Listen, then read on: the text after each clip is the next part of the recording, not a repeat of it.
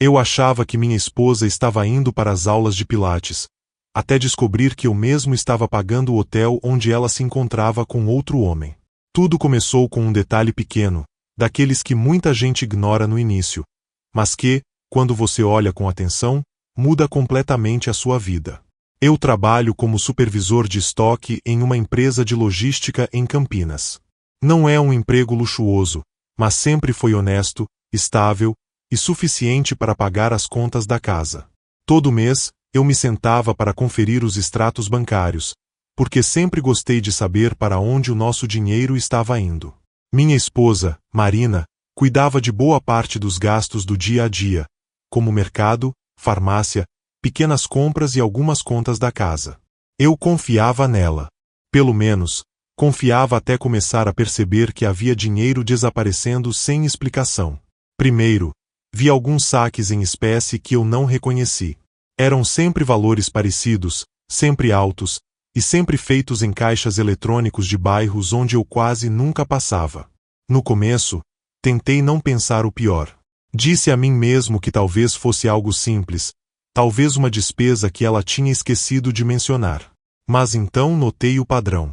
Os saques aconteciam 2 vezes por semana, quase sempre nos mesmos dias, em horários parecidos, e aquilo já vinha acontecendo havia meses.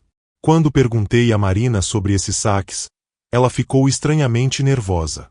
Respondeu rápido demais, como se já estivesse tentando construir uma explicação antes mesmo de entender o que eu sabia.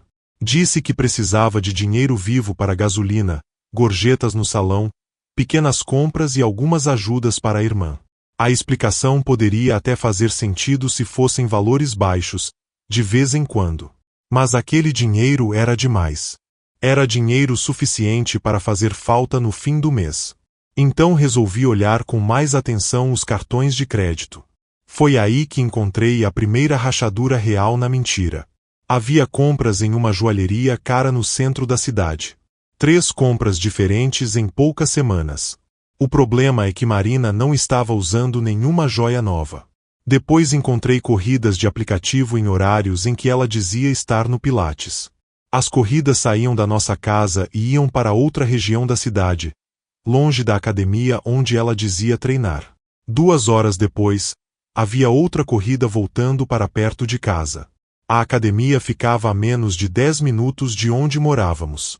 Não havia motivo nenhum para ela atravessar a cidade, ficar 2 horas fora e voltar como se tivesse acabado de sair de uma aula.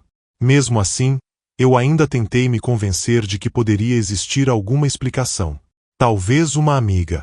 Talvez uma reunião.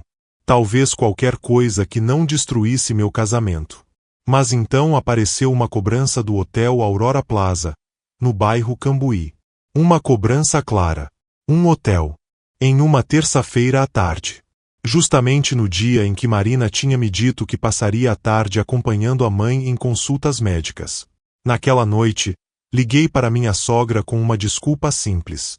Perguntei como ela estava depois das consultas. Ela ficou confusa e disse que não via Marina havia semanas, porque tinha ido sozinha aos compromissos médicos. Foi nesse momento que meu estômago afundou. Minha esposa não tinha apenas escondido uma compra ou inventado uma desculpa bomba. Ela tinha mentido olhando nos meus olhos. Nos dias seguintes, comecei a reunir provas em silêncio. Não gritei, não confrontei, não dei sinais de que sabia de alguma coisa. Apenas observei. Encontrei compras de lingerie em lojas caras. Encontrei mais corridas de aplicativo para bairros onde ela não tinha nenhum motivo para estar. Encontrei abastecimentos em postos longe da nossa rotina. E encontrei novas cobranças no mesmo hotel. Sempre os mesmos dias. Sempre o mesmo intervalo de tempo. Sempre a mesma história repetida com nomes diferentes. Pilates, mãe, irmã, compromissos, trânsito, cansaço. Quando juntei tudo, já não era suspeita. Era uma traição desenhada em recibos, horários e mentiras. Mas a pior descoberta ainda estava por vir. Um aviso de pagamento atrasado chegou pelo correio em meu nome. Quando abri o envelope, descobri que Marina havia aberto um novo cartão de crédito usando meus dados como titular. A fatura passava de R$ 9.000. Hotéis, restaurantes, joias, roupas, lingerie e compras que eu jamais tinha autorizado. Aquilo me deu uma raiva que eu mal consigo descrever. Não era apenas uma traição emocional ou física. Ela estava usando o dinheiro da nossa casa, o dinheiro das nossas economias, o dinheiro que deveria pagar nossa vida, para bancar uma vida secreta com outro homem. Imprimi tudo: extratos, faturas, comprovantes, recibos do hotel, corridas de aplicativo e registros de saque. Organizei os documentos em uma pasta, como se estivesse montando uma investigação. Quanto mais eu olhava, mais claro ficava. Minha esposa vinha se encontrando com alguém durante meses. Enquanto eu trabalhava, pagava contas e acreditava que estava construindo um futuro, ela gastava nosso dinheiro em encontros, quartos de hotel, jantares e presentes. O dinheiro que estávamos guardando para uma viagem desapareceu. Parte do dinheiro que poderia diminuir nossas dívidas também sumiu. E tudo isso para sustentar uma mentira. Na noite em que decidi confrontá-la, coloquei todos os papéis sobre a mesa da cozinha. O recibo do hotel ficou por cima. Marina chegou por volta das 9 da noite, carregando a bolsa de pilates e uma garrafa de água, interpretando perfeitamente o papel de esposa cansada depois da aula. Quando entrou na cozinha e viu os documentos espalhados, parou como se tivesse levado um choque. Perguntou o que era aquilo. Eu não respondi de imediato. Apenas apontei para o recibo do hotel. Ela pegou o papel, olhou por alguns segundos e disse que devia ser um erro. Disse que nunca tinha se hospedado naquele lugar. Então mostrei os saques em dinheiro, todos marcados em amarelo. Ela mudou o tom na mesma hora. Ficou irritada e disse que já tinha explicado aquilo. Perguntei para que exatamente ela precisava de tanto dinheiro vivo. A resposta mudou várias vezes. Primeiro era a gasolina. Depois eram gorjetas. Depois era ajuda para a irmã. Quando mostrei as compras na joalheria, ela ficou muda. Perguntei onde estavam aquelas joias, porque eu nunca as tinha visto nela. Foi então que ela começou a chorar. Mas não era choro de arrependimento. Era choro de raiva, de alguém que foi descoberta e não sabe mais para onde correr. Ela tentou me atacar. Disse que eu era controlador, que eu vigiava cada centavo, que eu me importava mais com dinheiro do que com ela. Depois disse que eu só vivia para trabalhar, que nunca mais a levava para jantar, que não comprava flores, que não fazia ela se sentir desejada. Eu a ouvi por alguns minutos, mas por dentro alguma coisa em mim estava se quebrando de vez. Ela estava tentando transformar a traição dela em culpa minha. Então coloquei a fatura do cartão secreto sobre a mesa. Quando ela viu o valor, perdeu a força. Perguntou como eu tinha conseguido aquilo. Respondi que a cobrança atrasada tinha chegado na nossa casa. Naquele momento, Marina entendeu que a mentira tinha acabado. Sentou-se, cobriu o rosto com as mãos e finalmente admitiu. Havia outro homem. O nome dele era Renato.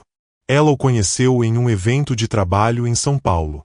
Disse que no começo era apenas conversa, que ele a escutava, que fazia com que ela se sentisse importante. Disse que simplesmente aconteceu. Simplesmente aconteceu. Como se meses de hotel, presentes, lingerie e mentiras fossem um acidente. Quando perguntei há quanto tempo aquilo durava, ela tentou fugir da resposta. Depois admitiu que já fazia meses. Disse que tinha se sentido sozinha. Disse que eu não prestava atenção nela. Disse que Renato a fazia se sentir viva. Foi nesse momento que perdi a paciência. Falei para ela parar de tentar enfeitar a sujeira. Ela não tinha apenas cometido um erro. Ela tinha planejado encontros, escondido gastos, aberto cartão em meu nome, mentido sobre a própria mãe e usado o dinheiro do nosso casamento para se deitar com outro homem. A conversa durou mais de 1 hora. Ela chorava, se defendia, me culpava, pedia desculpas e voltava a se defender. No fim, perguntou o que eu queria que ela fizesse. Eu respondi que ainda não sabia. Ela implorou para que eu não a deixasse. Prometeu terminar tudo com Renato. Disse que faria terapia, que me daria acesso às contas, que mudaria, que reconstruiria a confiança. Mas eu já não conseguia olhar para ela do mesmo jeito. Naquela noite, Ela dormiu no quarto de hóspedes. Eu fiquei acordado na sala, olhando para o teto, tentando entender como a mulher com quem eu tinha dividido tantos anos conseguiu viver duas vidas tão diferentes sem demonstrar culpa. 2 dias depois, Marina começou a agir como a esposa arrependida perfeita. Cozinhou meus pratos favoritos, falava o tempo todo sobre terapia de casal. Dizia que tinha bloqueado Renato e que nunca mais falaria com ele. Eu queria acreditar. Uma parte de mim ainda queria salvar alguma coisa. Mas confiança não volta só porque alguém chora. Confiança não renasce porque a pessoa foi pega. Na quinta-feira à noite, perto das 11h30, meu telefone tocou. Na tela apareceu a foto de Marina. Quando atendi, não era a voz dela. Era uma policial. Ela se identificou e disse que minha esposa tinha sido detida em uma blitz por dirigir sob efeito de álcool. Por alguns segundos, eu não entendi. Marina quase nunca bebia muito. Perguntei onde ela tinha sido parada. A policial respondeu que foi perto da região do aeroporto de Viracopos, longe da nossa casa e longe de qualquer lugar onde Marina deveria estar. Depois acrescentou que ela havia saído de perto do hotel Aurora Plaza pouco antes da abordagem. O mesmo hotel. O mesmo lugar. 2 dias depois de prometer que tudo tinha acabado. Naquele momento, senti vergonha de mim mesmo por quase ter acreditado nela. Marina não estava tentando salvar nosso casamento. Ela estava tentando ganhar tempo. A policial disse que ela precisava de alguém para pagar a fiança.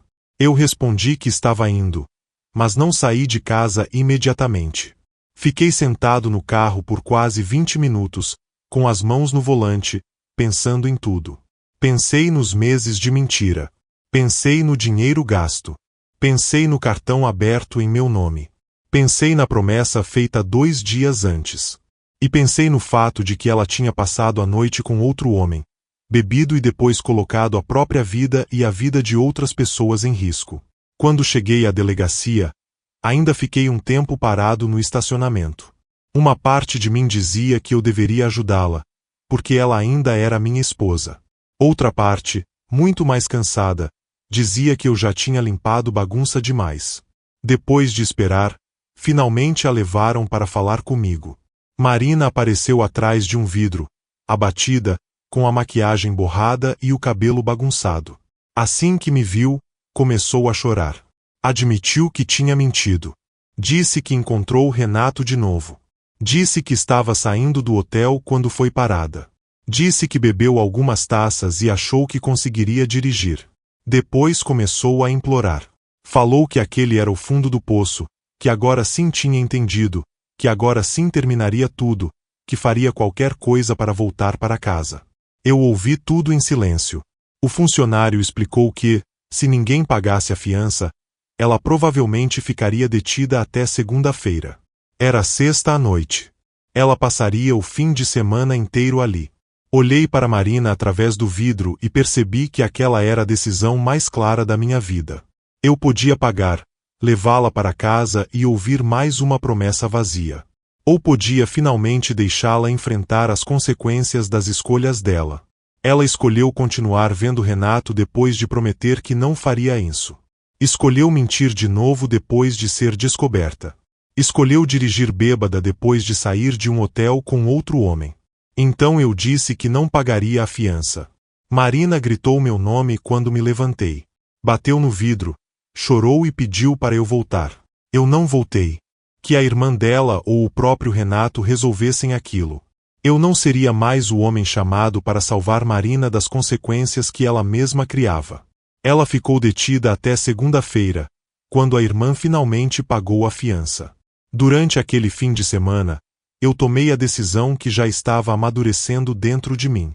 Separei as coisas dela em caixas e deixei tudo perto da porta. Quando Marina voltou para casa, encontrou a própria vida empacotada.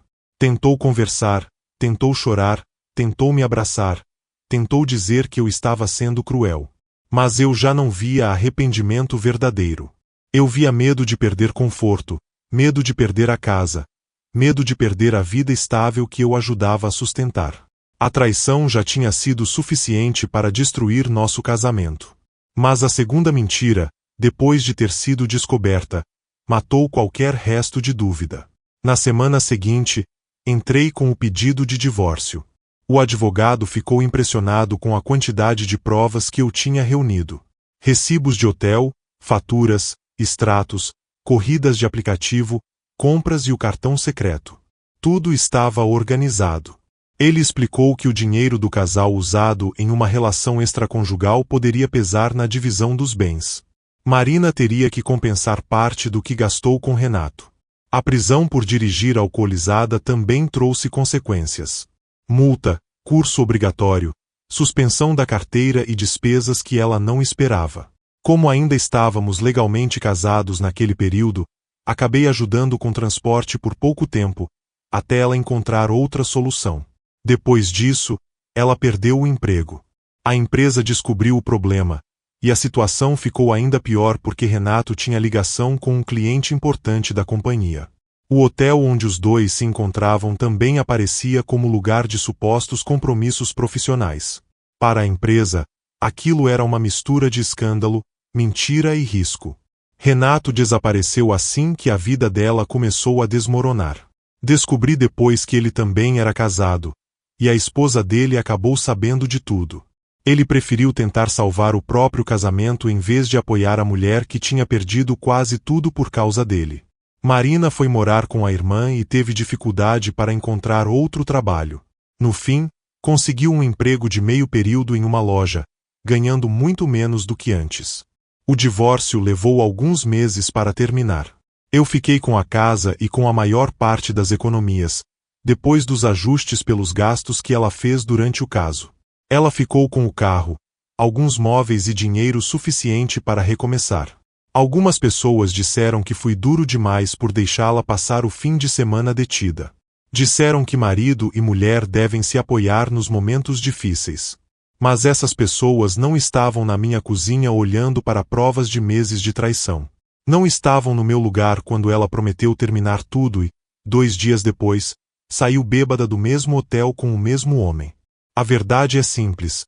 Eu não a abandonei no pior momento. Eu apenas parei de salvá-la das consequências das próprias escolhas. Marina escolheu Renato. Escolheu a mentira. Escolheu gastar nosso dinheiro. Escolheu arriscar tudo por uma aventura. E, quando foi descoberta, ainda tentou me fazer acreditar que eu era o culpado. Recomeçar aos 43 anos não foi fácil. Tive que aprender a viver sozinho, cozinhar para uma pessoa, cuidar da casa em silêncio e aceitar que a vida que eu imaginei nunca existiu de verdade. Por muito tempo, pensar em confiar em alguém de novo parecia impossível. Mas, mesmo com toda a dor, era melhor estar sozinho do que continuar ao lado de uma mulher capaz de me olhar nos olhos, dizer que me amava e depois usar nosso dinheiro para encontrar outro homem em um quarto de hotel. Então, se você está ouvindo isso e vive algo parecido, preste atenção. Não ignore os sinais, não aceite culpa por uma traição que não foi sua, e não acredite em promessas quando as atitudes continuam iguais. Eu quase fui esse homem, o homem que perdoa uma mentira só para ser enganado de novo. Mas naquela noite, quando virei as costas e saí daquela delegacia, eu perdi uma esposa, sim. Só que também recuperei minha dignidade.